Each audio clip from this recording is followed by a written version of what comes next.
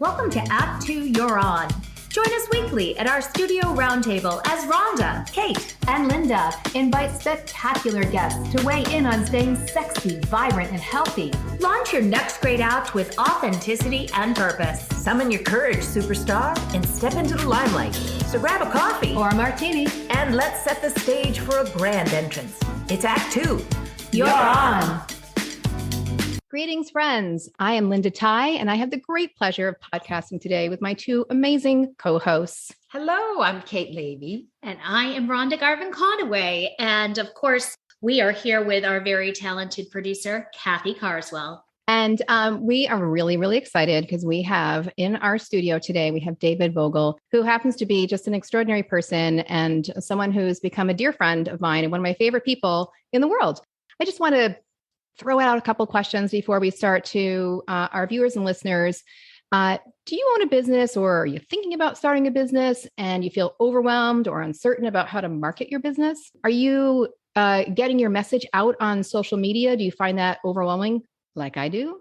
Off the topic of business, have you ever considered a video interview of a cherished family member to record their wisdom and spirit for generations to enjoy and gain perspective from? So those are just some things to think about as we talk today, because if you are thinking any of those things, this is the right podcast for you.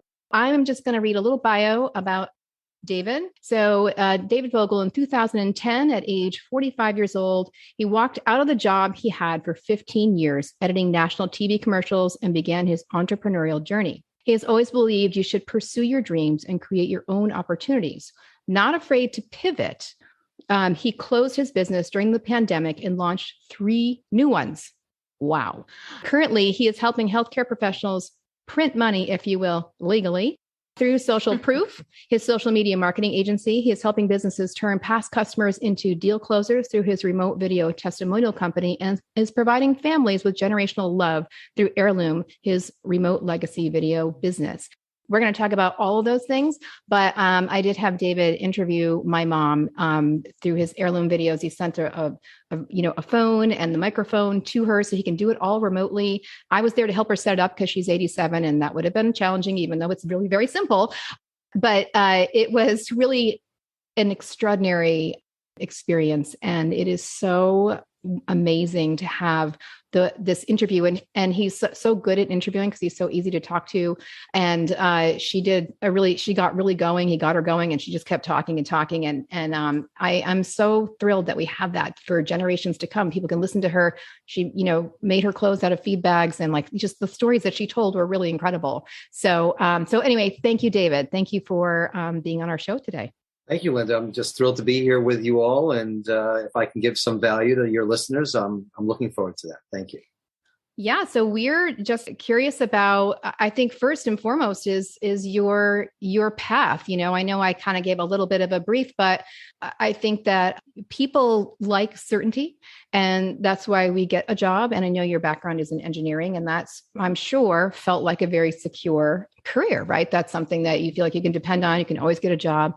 And so to pivot like you have is pretty extraordinary. It's bold. And so I don't know, we would love to know about, how did you do that? How did you just go out and do that? Sure. Well, I did start as an engineer when I was 18 years old and thinking about college. My dad was coming from that place of what you talk about with certainty. And I had wanted to be a photographer, actually. I'd been taking pictures ever since I was 5 years old and loved photography and was involved in photography in high school. And that's what I wanted to do as a career. And I shared that with my dad, and he thought that wasn't a very good idea. He didn't think there was a lot of certainty in making revenue that way. My dad's an engineer and not really at that time very, in tune with maybe the creative arts. And he was looking at my best interests and thought, being that I was good in math and science, that engineering was the place. So I married those two and pursued optical engineering, which is really the engineering of cameras and lenses, which I love using, of course. But I came to realize very quickly, after going to college and getting an optical engineering degree and going to work for Texas Instruments in Dallas, that I wasn't very fulfilled.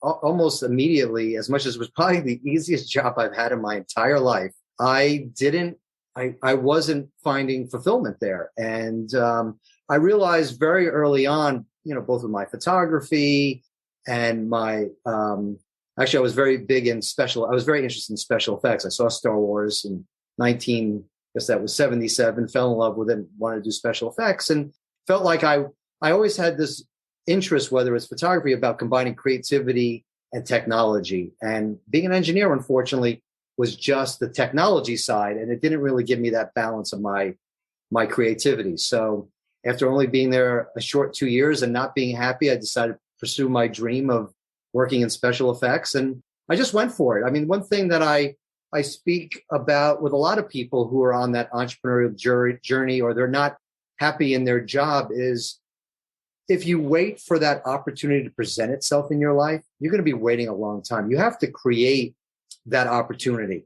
And, so if you want to be whatever it is you want to be, you can apply for a job and hopefully get that job, but you should be doing things in your life to make that a reality. And I made that a reality of getting into special effects by reaching out to those people in Hollywood and calling them and saying I wanted to be interested. And I just, that one day, 2 years after working at TI, I took early retirement. They were doing early retirement. And I said, okay, I've only been here 2 years, but I'll take advantage of that. And took early retirement after 2 years and got in a U-Haul and drove to Hollywood and worked in special effects. And I lived out a dream, which was I got to work with the individuals that worked on the original Star Wars in the building where Star Wars was filmed in Hollywood. And, this was back in the days when special effects was traditional. It wasn't computer generated, and true artisans. Yeah. And every day I was there, I pinched myself just like that I actually made this happen. And the only reason actually that it happened, I was working on a movie at the time, and I got food poisoning by craft services. And I happened to be homesick, sick as a dog. I get a phone call from them. Hey, we need someone. We want you to come in for an interview. I know you've been expressing interest in us. And I went there sick and all and got the job that day and gave notice on the film set the next day. And off I went into my special effects career. So my advice to people is you've got to trust what's innate in yourself. What is your desires? What are your skills? And even if you don't have the skills, if you have an aspiration, you got to go for it. You just have to go for it. And, I don't believe, some people, don't follow that. They let life dictate what's going to happen. But I felt you only live once, and, you got to know whether you can make it. I mean, I ended up not staying in special effects, but I can check that box off and know I gave it a try. I went out there, I made it happen. I lived out that dream and not to live with regrets. So. Absolutely. That's quite an amazing story, really, that you had those sights in your eyes and you love Star Wars and you ended up working with those people and just drove out to Hollywood. But you're now not in Hollywood and you came back to the East Coast. So what brought you back? What was that shift about? So, yeah, interesting story. So, my parents started getting a little bit concerned because I first moved to Dallas, then I moved to California, and they're like, is it something I said? It's like, no, it has nothing to do with you, just me pursuing my dreams. I ended up realizing that I'm one of three brothers, and my younger brother was graduating from Duke. My older brother had already gotten married and was about to have his first child, and all my family was on the East Coast. And I just kind of came to the realization that, I can do the Hollywood thing, but I also could be in the film business on the East Coast. And so I came back to New York and pursued the film industry here. And that was what really, and then I met my wife. And that was kind of what sealed the deal to stay in New York and pursue the industry here in New York. So I continued in the industry here in New York. And then eventually I was working in production on movies, music videos, and commercials. And then everything went digital. And I kind of saw the kind of where the industry was going, and I wanted to get back into special effects. So I actually took a step back. Sometimes you have to take a step backwards to take a step forwards. And I again did what I did in Hollywood and got myself involved in post-production and got to work with this amazing company, Charlex, that did all these special effects-based TV commercials. And that was where I worked for 15 years. And as much as I took a step back in, let's say, salary and responsibility, I ended up making more money there than I ever did anywhere else. So, and it was very rewarding. That's a great point too, is that you took the step back and it ended up blossoming into something even bigger. So let's talk about, I know you made that shift in the pandemic. You decided to start businesses, which most people did not do. So let's talk about that. Let's talk about those 3 businesses. Like, what were your ideas? What gave you the, what was the voice inside of you that said, let me do this? Yeah. So when I left Charlex to start my entrepreneurial journey in 2010, you mentioned that I walked out of my job, which I did after 15 years, is I wanted to be my own boss. My dad had started his own company, and I saw all the benefits that he created in his own life for our family, that I wanted to do that for myself. So he's really, set the example. He's been my mentor and my guide and my inspiration. And so I started a video marketing agency, which I was running for 8 years. The pandemic hit, and we were doing a lot of videos for healthcare hospitals. Well, during a pandemic, there's no film crews going into a hospital. So I kind of saw where we were, I wasn't going to sit that, just wait that out for a year and see what happens. So, excuse me, I decided to pivot. I decided to separate from my business partner. And I wanted, there was some challenges with our business structure in that every month we had to find a new client, because we would make a video for a business and they would kind of check it off a list like a website. And, they had their video, so they didn't need us anymore. And as much as one video for business is really not sufficient, that was the mentality of most business owners. And so seeing what was happening with the pandemic, I saw it actually as an opportunity where I imagine many people thought, oh my God, it's the end of the world. I used it as that opportunity to pivot. Just like, I pivoted from my engineering job or Hollywood. I knew that businesses needed customers more than ever, especially with, losing, customers and businesses going out of, companies going out of business. So I really just inverted my business, and Social Proof is effectively a lead generation business where we're using ads on Facebook, Instagram, and YouTube. And of course, we're combining that with video because video is so important. And so I turned video into more of a supporting role as opposed to the lead, because every business will pay to get customers. They won't necessarily pay to have a video. And so I made that shift, and it's been great. And so that was kind of the first iteration. One of the other things that I did right at the same time was when I closed the video marketing agency, there was one aspect of the business that I had created that was really important to me, which we called remote video testimonials. We had a challenge with making videos for businesses where they might have a customer that wasn't local and they wanted that testimonial. So how do we get there? We're not flying to Denver. We're not flying to LA. We came up with a remote way to do that where we didn't have to send the crew. And so being that we're in a pandemic and film crews can't go anywhere, I decided I want to keep that intellectual property. I want to keep that idea and perpetuate that, because you don't need a video crew anywhere with this technology. And so remote video testimonials, I continued to do, getting video testimonials from customers or getting all kinds of videos that businesses could need remotely. For a cancer organization, they were, cancer treatment, they needed video messaging to their staff that they wanted to tell them, hey, what to do during a pandemic. So there were lots of uses for it, and it's just grown from there. And I just even got a call this week from a business in Israel that needs video testimonials from their customers here in the United States. So that's the second business. And it's a great business model that I could do during the pandemic. And then the spinoff of that, which Linda talked about, was, I interviewed my dad 2 years ago. It was probably the most important video I ever filmed in my life. I wanted to get his life story on video. I realized that so many of my friends had lost one or both of their parents, whether in the pandemic or even in the years before it. And I knew what a blessing it was that both of my parents were still alive. And me being a videographer, I had no excuse why I wasn't capturing my parents' stories on video. So spent 4 hours, interviewed my dad, and it was a transformative experience for him, for me, my brothers. I did it really for my children and future generations of my family to have those videos. But actually, the people who've gotten the best benefits from those videos are my dad and my 3 brothers, my 2 brothers and myself, because we discovered stories we didn't know. There were facts we had wrong, and it actually created an opportunity to resolve any kind of, let's say maybe I would call it like family tensions because of just misunderstandings. And it's just been amazing for all of us, just really amazing. And so when I did that, I thought, this is so great. Why aren't other families doing this? And I realized that if I had charged myself to do that, it would have cost $5,000. And even if someone came to me and said, hey, we want to interview your dad, and said, hey, it's going to cost $5,000, I probably wouldn't even have paid to do it. So I said, there's got to be an easier way, a more affordable way that we can make this be accessible to more families. And that was the other pivot of Heirloom, where I took that remote video testimonial business. I took that technology and married it to what I was doing with my dad professionally, so that now I could reduce the cost by 80% and make it be something that's more attainable for more families. Because I think there are just so many family stories that are being lost with each generation.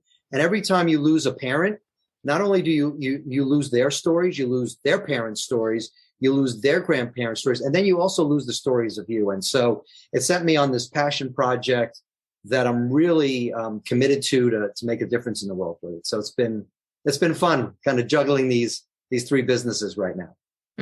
It's great. And actually, we saw some of the video that you got of Linda's mom, which was so charming. And so I'm definitely going to talk to you after the show.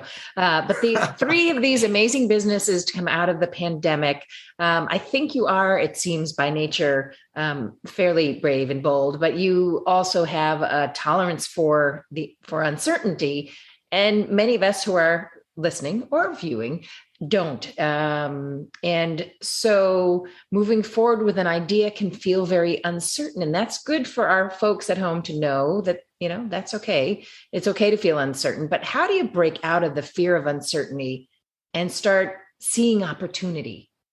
So great question, Kate. And I want to share something to make sure it's very clear to your listeners. It wasn't always this easy for me. You're not seeing everything that happened before. Like, I used to be uncomfortable speaking in public. You wouldn't think that being on this, but I invested in Toastmasters. And the thing that will become apparent to any of your listeners that go on that entrepreneurial journey is it will expose all of the things that maybe you don't like about yourself or you're not good about. I mean, when I walked out of that job, I started a different business, and I'll be brutal. It sucked. It was a bad business idea. I didn't de-risk it. I really encourage all your listeners, before you even spend $1, and actually, I didn't even learn this lesson until this year about this whole concept of de-risking. If you have an idea, you want to de-risk that before you even spend $1. When I did that first business, I spent $5,000 on a website without any revenue. I spent $1,500 on legal documents. I formed an S corp. Like, I spent all this money because, I was the engineer and I had to do everything just so. I had made no money. I was depressed. I had a lot of anxiety. You get into that whole negative talk in your head, and you're your worst critic. And that voice is debilitating. I mean, I went and got therapy. I saw a psychologist. I mean, it's not for the weak at heart, but I will tell you, as much as it was a very dark time for me at the beginning.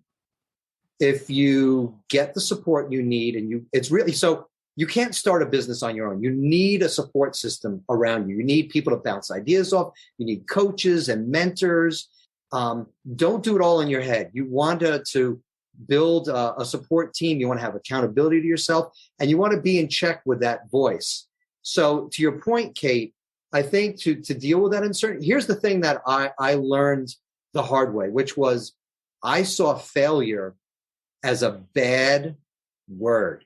Like, failure. Oh, you're a failure. Like, that business didn't succeed, or you didn't close that sale, or you don't know how to sell, and all that negative chatter. Failure is actually the greatest thing you can have, because if you're failing, you are learning very quickly what doesn't work. And so I was talking about de-risking before. If you have an idea in your head, de-risk that idea. And my recommendation to you is fail fast. Now, remember, Edison invented the light bulb. He failed 1,000 times before he invented the light bulb that worked. And so one of the greatest things you can do is change your relationship to the word failure as a win, because the faster you fail, the more you learn, and the quicker you are going to get to a successful business idea. So embrace uncertainty. Guess what? Life, everything is uncertain. Tomorrow we don't know what's going to happen tomorrow. So uncertainty isn't a bad word. It's a great word. Failure isn't a bad word. And just trust in yourself. And, you were talking, I think one of you were talking about your why. You have to be really clear with you on why you're doing that, because you're going to get knocked down. And if your why for why you want to do that business or what you want to do isn't strong enough, you might not get back up. And going back to failure again, you only fail if you don't get back up and keep trying. Now, I want to kind of frame that in, so I had this failing digital signage business. And then I noticed you have to be listening to what the market wants. And when you see something, you can't be so ingrained in an idea that you are going to actually just beat it into the ground and, you're going to sell your house and lose all your possessions because you're just so committed to it. That goes back to the de-risking. But you want to listen to the market. And if you see an opportunity that's a slight pivot, then you want to look at that and see if that is where the win is, because your idea might be close to being right, but it might just require a little tweaking that's going to turn it to a home run. So that's my recommendation is embrace it. That was a masterclass. It totally was. I was thinking the same. That was such a wonderful segment, so generous.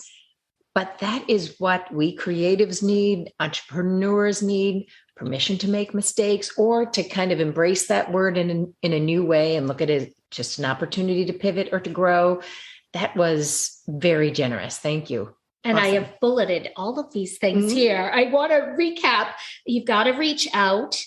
You had the benefit of doing the early retirement thing, going back to that story, but maybe that's not right for one of our listeners. Maybe there are other resources. That's what I hear in that, like whatever it may be, find your resources, create opportunity, trust, know your why. If you're not fulfilled, like time's a wasting, right?